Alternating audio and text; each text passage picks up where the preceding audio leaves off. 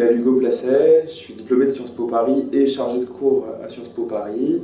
Et je vous présente mon livre « La Chine, un acteur responsable, révisionniste ou réformiste » aux éditions L'Harmattan.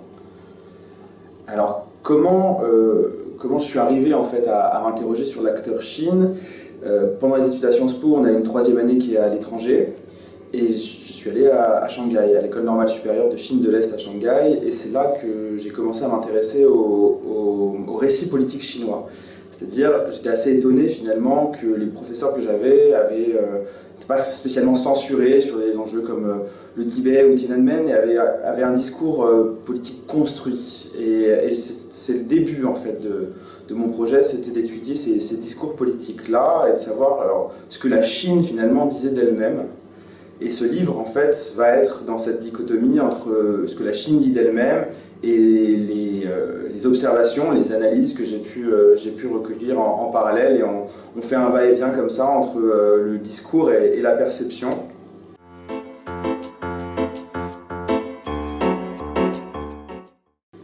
Alors, les trois concepts que je développe, donc un acteur responsable, révisionniste ou réformiste, qu'est-ce que ça veut dire?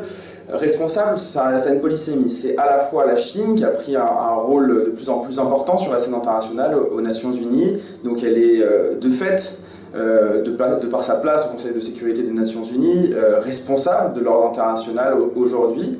Et puis, d'un autre côté, on va avoir une notion de vouloir sembler comme responsable, c'est-à-dire garder une image améliorative comme responsable des biens publics mondiaux et de l'ordre international aujourd'hui. Révisionniste, c'est plutôt l'accusation qu'on a sur la Chine aujourd'hui, c'est-à-dire un acteur qui voudrait promouvoir un mode de coopération différent de celui des Nations Unies et en créant des organes plutôt concurrents des Nations Unies. Et réformiste, c'est est-ce que la Chine plutôt rentre dans les normes onusiennes et les redéfinit en fonction de ses intérêts et de ses valeurs. Donc c'est les questions que je me pose tout au long de ce livre. Sur les méthodes. J'ai fait une analyse croisée des livres blancs de la défense, qui sont des documents officiels publiés par Pékin depuis les années 90, donc depuis le massacre de la place Tiananmen jusqu'à aujourd'hui, et il y en a de plus en plus qui sont créés. Je me suis intéressé spécifiquement aux enjeux relatifs aux opérations de maintien de la paix, et après j'ai mené une série d'entretiens avec des diplomates, des militaires, des dissidents aussi, et des membres du Parti communiste, et j'ai essayé de faire dialoguer ces pensées et ces personnes au sein de mon livre. Donc on passe de l'école militaire au Quai d'Orsay, à l'INALCO et à tous ces endroits que j'ai visités pour la recherche.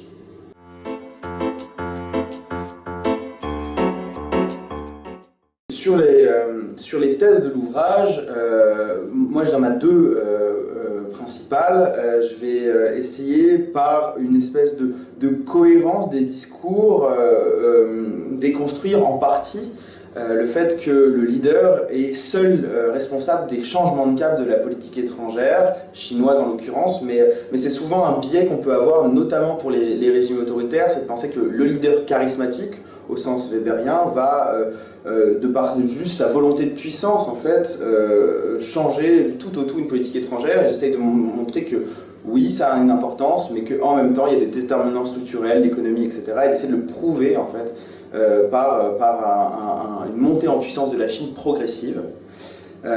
Et la deuxième thèse, c'est justement aujourd'hui quelque chose qui est plutôt admis, mais quand j'ai commencé les recherches en 2018, c'était un petit peu moins le cas, que la Chine, cette notion de réforme, en fait, de rentrer dans les institutions onusiennes pour les adapter en fait à ses normes, ses intérêts et ses valeurs.